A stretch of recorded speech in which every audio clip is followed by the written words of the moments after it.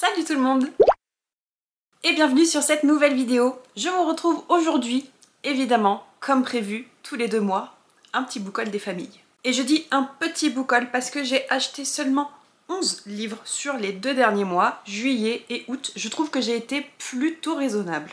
D'autant plus que sur ces 11 titres, il y en a 2 que j'ai déjà lus en version audio, mais j'adore tellement cette série que je voulais les formats papier. Et pour tous les autres, malheureusement, je ne les ai pas encore lus. Mais ça ne saurait tarder.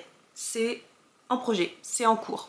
Et sans plus attendre, on va commencer tout de suite avec mes achats du mois de juillet. En juillet, j'ai acheté 6 titres, dont 2 en version numérique. Le premier achat, c'était suite à une opération OP All Star avec des livres en format numérique, mais pour un prix cassé. Et j'ai donc acheté Les Radley de Matt Haig pour 1,99 €. J'ai craqué parce que ça faisait un petit moment que je le voyais en librairie, qui me tentait, mais que je sautais pas forcément le pas de le ramener à la maison avec moi. Donc là, je me suis dit que pour moins de 2 €, je prenais pas trop de risques. Matt Haig, je l'ai déjà découvert il y a plusieurs années de ça avec La Bibliothèque de Minuit que j'avais beaucoup aimé. Ça n'avait pas été un coup de cœur, mais c'était une très chouette lecture. Et bah écoutez, je voulais retenter l'expérience avec un autre de ses titres. Le roman était déjà sorti il y a une quinzaine d'années, mais il a été réédité l'année dernière chez les éditions Nami, avec cette couverture-là. Et le résumé me tentait plutôt bien, puisqu'il me semble qu'on va suivre une famille de vampires dans notre monde à nous. Et bah, ils essaient de rester incognito. Je vais vous lire le résumé, ça va peut-être plus vous parler. Ils n'ont qu'une addiction, le sang. Mais depuis plus de 20 ans, ils ont décidé de renoncer à leur péché mignon et de se désintoxiquer. Pas facile d'être un vampire humain au XXIe siècle. Dans une banlieue british, tout ce qu'il y a de plus respectable, la famille Radley essaye désespérément de se comporter comme des gens normaux. Mais des vampires de souche peuvent-ils définitivement refouler leurs désirs et leurs instincts?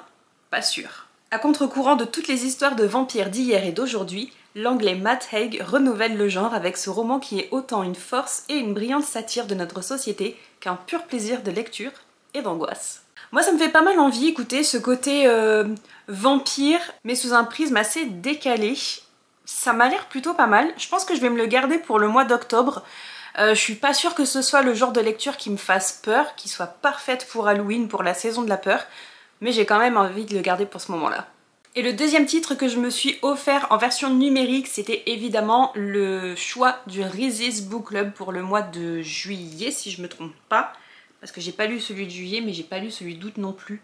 Et celui de septembre a été annoncé et bon, je l'ai toujours pas acheté.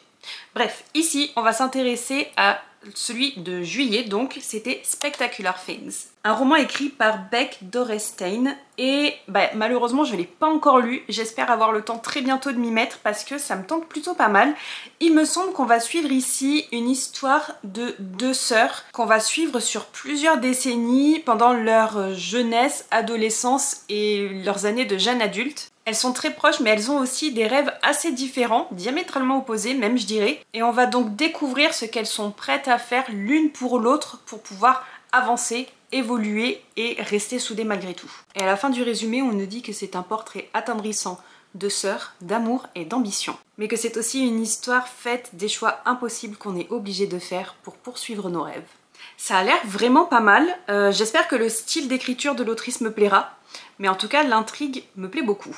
Et en parlant d'intrigue, les 2 prochains romans, je les ai trouvés en occasion et ça tombe très bien parce que ça faisait un moment que je les voulais mais que j'arrivais pas à les trouver pour pas trop cher. J'ai enfin réussi à mettre la main sur Toutes ces fautes d'Andrea Mara. J'ai pas arrêté de le voir passer sur Instagram ces derniers mois. J'ai l'impression que c'est le thriller, le roman mystère à lire et j'en attends beaucoup, j'avoue. Ici, on va se plonger dans un thriller domestique qui se passe en Irlande et on va suivre une femme qui s'appelle Marissa Irvine qui se présente au 14 Tudor Grove à Dublin. Elle va y récupérer son fils Milo qui est venu jouer pour la première fois chez un copain d'école, mais la femme qui lui ouvre la porte n'est pas la mère qu'elle connaît. Ce n'est pas non plus la nounou et Milo n'est pas chez elle. La nouvelle de la disparition du petit garçon se répand peu à peu au sein de cette paisible banlieue et des rumeurs commencent à circuler. Car dans cette communauté pleine de secrets, les gens sont prêts à tout pour sauver les apparences. J'ai assez hâte de voir ce qu'il en est, qui dit vrai, qui ment. Est-ce qu'il y a vraiment des mensonges d'ailleurs ou est-ce que ça se passe dans sa tête? Qu'est-ce qui se passe là-dedans? Moi je veux savoir, mais pour ça il faut que je le lise. Il y a de fortes chances que ce soit un roman qui se dévore, même s'il est un petit peu long, il fait un petit peu plus de 400 pages au format poche. Mais j'ai vu tellement de bonnes choses passer sur ce roman, faut juste que je me lance. Et donc le second roman que je me suis pris pour ce côté thriller, mystère, il est plutôt sur la tranche Cozy Mystery, puisque c'est la suite du Club des amateurs des romans policiers de C.A. Larmer. C'est donc le 3e tome, Meurtre sous les étoiles. Et je l'ai toujours pas lu. Je voulais le lire cet été, c'était pour ça que je l'avais acheté. J'ai pas encore eu le temps de me lancer malheureusement, mais j'ai pas trop envie de le faire traîner non plus, puisque les tomes 1 et 2, je les ai découverts en fin d'année dernière. Et les personnages me manquent. Le fil rouge me manque, les interactions entre nos différents membres du club des amateurs des romans policiers me manquent aussi. Et j'ai assez hâte de découvrir dans quelle nouvelle enquête ils vont se trouver embarqués. Je vous affiche le résumé à l'écran, je ne veux pas le lire parce que j'ai un peu peur de trop m'en souvenir au moment où je me lancerai dans la découverte de ce 3e tome. Donc je vais en rester là pour ma part, mais ben là aussi, il est temps que je me lance. En fait, il est temps que je me lance pour toutes les lectures. Mais j'ai que 24 heures par jour. Et pour conclure ces achats du mois de juillet, les 2 prochains titres sont ces 2 titres que j'ai déjà lus en version audio. Ce sont les 2 premiers tomes d'une série que j'adore. C'est phénoménal, je passe un moment de dingue à chaque fois en audio, forcément. Je ris comme une baleine, je m'éclate avec les personnages, j'adore l'intrigue, j'adore les thèmes qui sont abordés malgré ce côté humour qui est assez présent. Vous voyez peut-être déjà de quoi je veux parler, mais donc je me suis offert les tomes 1 et 2 de Dungeon Color Card de Matt Dinneman. J'avais découvert le tome 1 plus ou moins par hasard parce que je l'ai vu qu'il était dans la sélection du prix Babelio 2025, c'était la catégorie imaginaire. Et ça faisait un moment que je le voyais passer sur le booktube anglophone. Et je me suis dit, bah écoute, je vais me lancer. J'ai un crédit audio qui traîne, je me le prends, j'écoute, ça ne m'engage en rien. Et j'ai passé des heures de lecture absolument phénoménales. C'était trop bien. C'est le meilleur livre audio de tous les temps, franchement, j'ai pas peur de le dire. Moi qui n'aime pas les livres audio, j'ai été réconciliée avec cette série. Donc j'ai acheté le tome 1 ici et le tome 2 que j'ai écouté aussi en audio, l'ogive du jugement dernier, et c'est à l'issue de la fin de la lecture audio de ce 2e tome que je me suis dit bon bah banco, j'achète la série, je la veux dans ma bibliothèque. J'ai pas encore acheté le tome 3 parce que j'ai peur que si je l'achète je commence à le lire alors que je veux le découvrir en audio, et l'audio sort le 25 septembre, dans pas très longtemps. J'ai déjà précommandé mon livre audio, qui suis-je? J'ai extrêmement hâte de poursuivre les aventures de Carl et Princesse Donut et tous ceux qu'ils rencontrent au fur et à mesure justement de leur descente aux enfers, qui est en réalité la descente des niveaux de ce jeu télévisé qu'est Dungeon Crawler World, un jeu télévisé extraterrestre dans lequel Carl et Princesse Donut, le chat de celui-ci, sont obligés de jouer s'ils ne veulent pas mourir. Ils essaient tant bien que mal de sauver leur peau parce que la Terre a été littéralement détruite par les aliens, et les survivants ont eu un choix cornélien, soit rester et essayer de survivre à la surface de la Terre, soit prendre un escalier et descendre au premier niveau de Dungeon Crawler World. Et c'est donc ce qu'a fait Carl avec Princesse Donut, son petit chat, qui est en réalité le petit chat de son ex-petite copine. C'est toute une histoire et je ne peux que vous recommander cette série.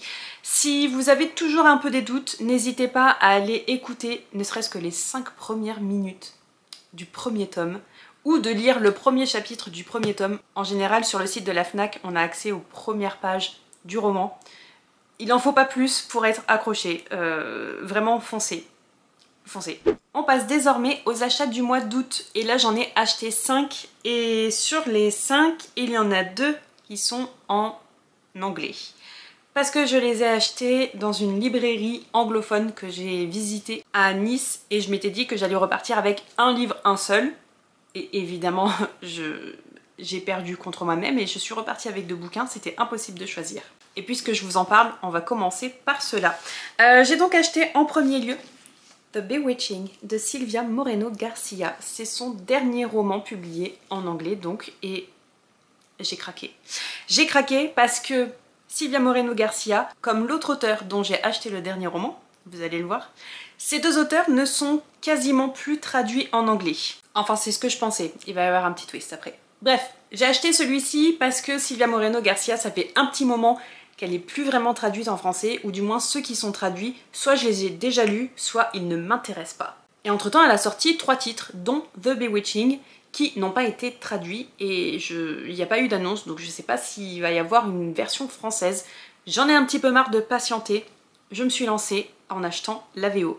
Je l'ai pas encore commencé évidemment, mais je pense que c'est un titre que je vais garder pareil pour la saison de la peur 2025, qui ne devrait pas trop tarder évidemment, puisque ça va être octobre-novembre. Et j'ai trop hâte. Le livre est j'allais dire très beau. Il reste assez basique, mais on a des petites illustrations avec les en-têtes de chapitres de ce côté-ci. Et je sais que dans celui-ci, on va suivre 3 temporalités. On nous dit qu'on va suivre 3 femmes dans 3 périodes historiques différentes qui vont être confrontées au danger et à la sorcellerie dans ce roman d'horreur multigénérationnel. Je vous avoue que j'ai un peu envie d'y aller à l'aveugle avec celui-ci. J'ai peur de trop creuser au niveau du résumé et de me spoiler certaines choses. Donc voilà, je vais rester à l'aveugle avec celui-là. Je l'ai déjà mis dans ma pile à lire du Pumpkin Autumn Challenge et je vous préviens d'avance, il sera aussi dans ma pile à lire de l'automne. Parce que celui-là, il est hors de question que je commence 2026 en ne l'ayant pas encore lu. Et l'autre titre que j'ai embarqué sous mon bras en sortant de la librairie, c'est évidemment le dernier Grady Hendrix, Witchcraft for Wayward Girls.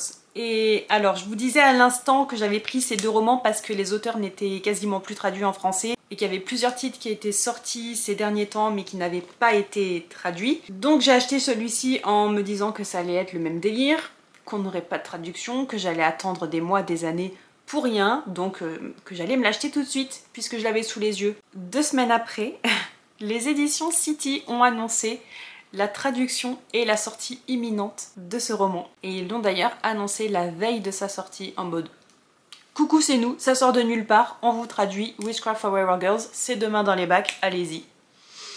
Donc voilà, je suis un petit peu dégoûtée d'avoir acheté ce titre parce que je l'ai payé le prix fort, hein, je l'ai payé 28,50 €.